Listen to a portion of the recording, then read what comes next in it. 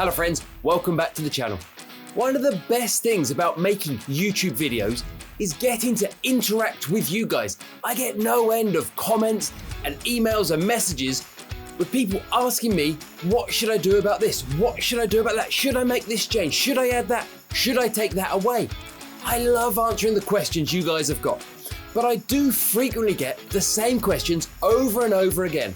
So I thought in this video, I would address 7 things that cherry shrimp owners don't need to worry about. Hello friends, welcome back to the channel. If you're new here, my name is Richard and I'm a fish and shrimp keeper based in the UK. So the first thing that I would say that cherry shrimp owners really don't need to worry about is achieving perfect water parameters. Now you will watch no end of YouTube videos, you'll read articles, you'll hear podcasts, you'll read in books that cherry shrimp require this temperature, that pH, that GH, that KH, whatever it might be.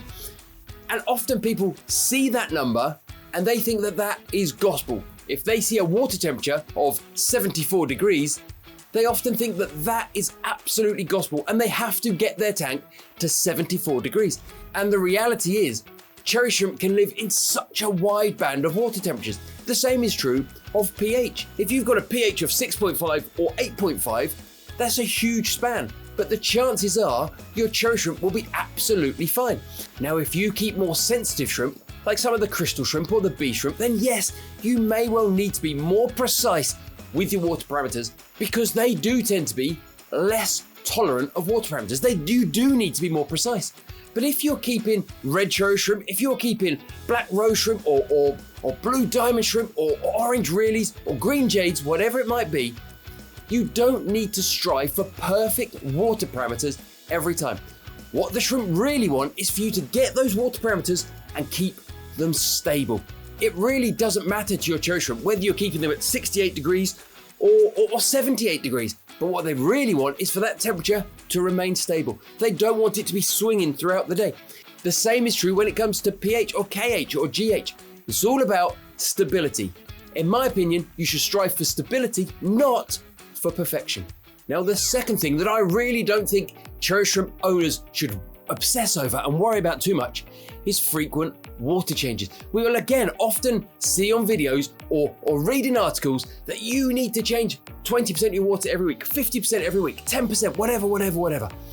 Tying back into point number 1, your cherry shrimp don't want frequent water changes, they want stability. Now, water changes do play an important part of being a shrimp keeper. If you're monitoring your nitrate levels and your nitrate levels are becoming excessively high, then yes, you'll want to carry out a water change. If you've had to treat your shrimp with some medication because they've been unwell and the medication says that on day 4 you carry out a water change, then yes, at that point you definitely want to carry out a water change. Water changes are incredibly useful and they have their place in the shrimp keeping hobby.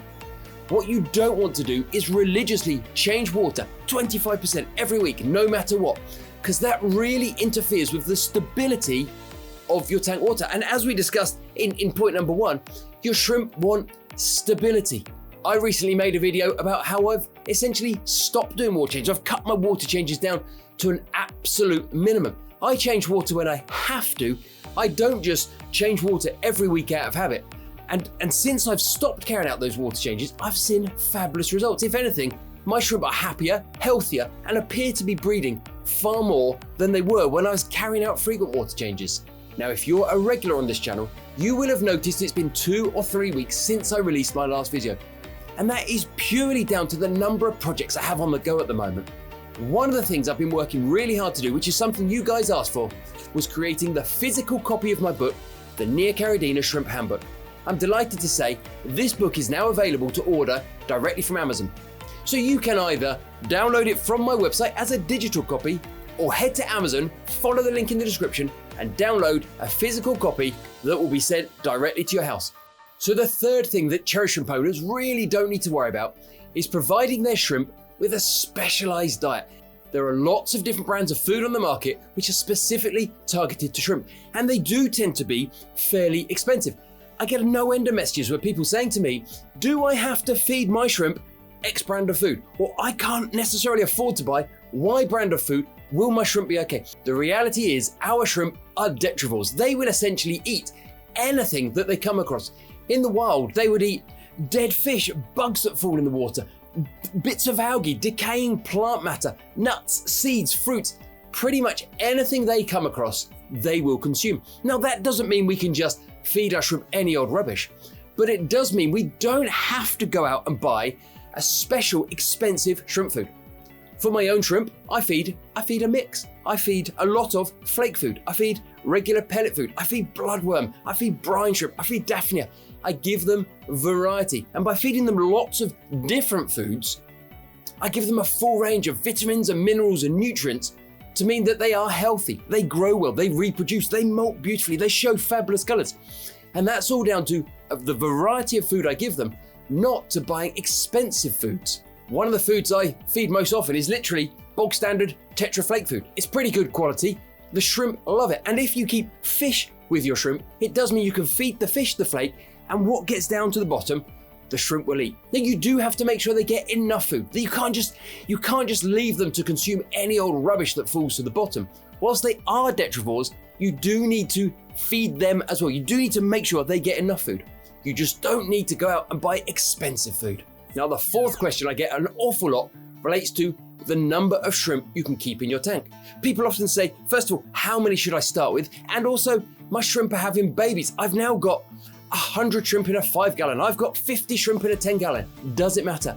The reality is, it doesn't matter. You can literally keep hundreds and hundreds of shrimp in an aquarium before you start to have problems. When my wife and I bred shrimp commercially, we had thousands of shrimp in tubs, which were essentially about 5 gallons. If you check out YouTube channels from professional breeders like Mark Shelley Aquatics, you'll see he has thousands of shrimp in his aquariums.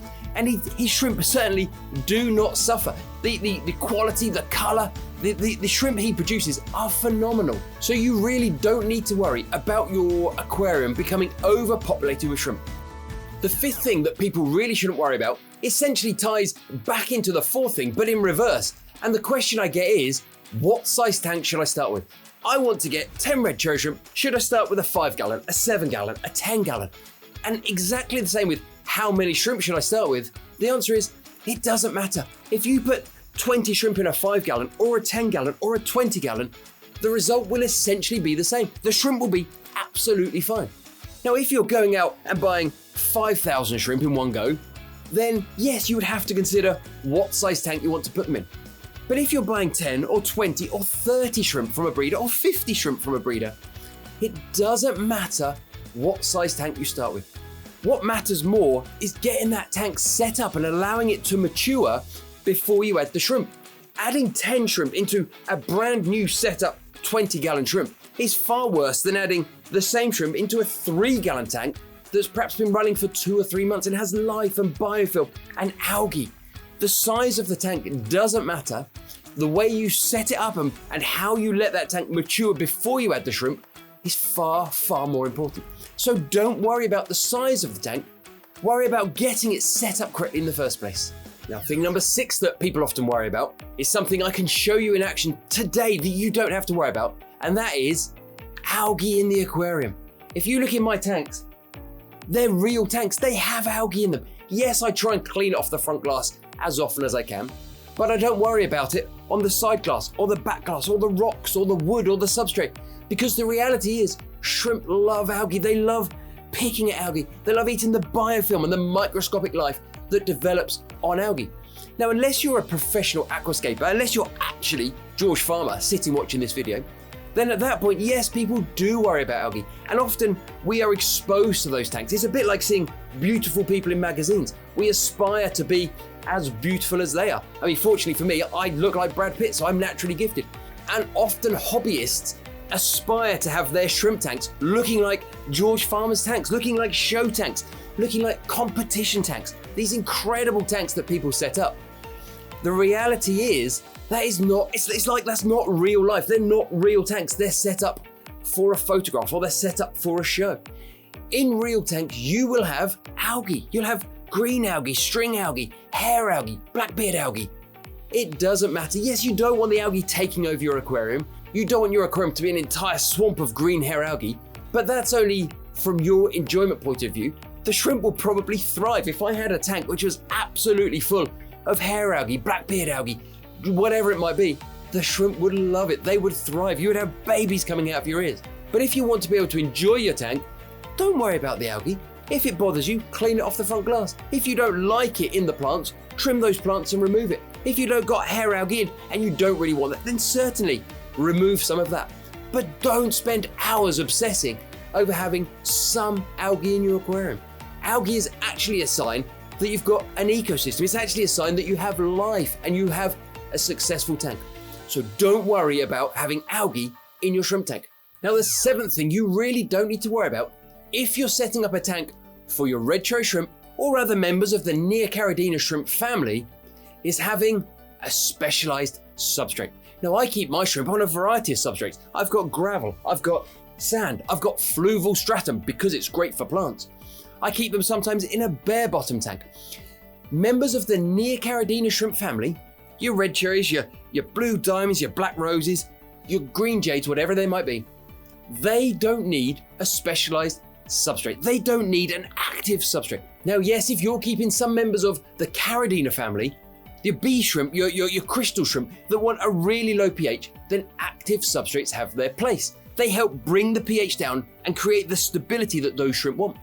But if you want to keep a group of 20, 30, 40 red cherry shrimp, don't spend any time agonizing over what substrate you use because the shrimp won't care. My shrimp kept on sand are just as successful as the ones kept on gravel, and they're just as successful as the ones kept on the fluval stratum. Specialized and active substrates are great for Caridina shrimp, but you don't need to worry if you're keeping members of the Neocaridina shrimp family. Now, in this video, I did mention that you really shouldn't worry about feeding your shrimp expensive foods. And if you want the lowdown on exactly what I feed my shrimp, how often I feed them, how much I feed them, why not check out this video next? Thanks for watching.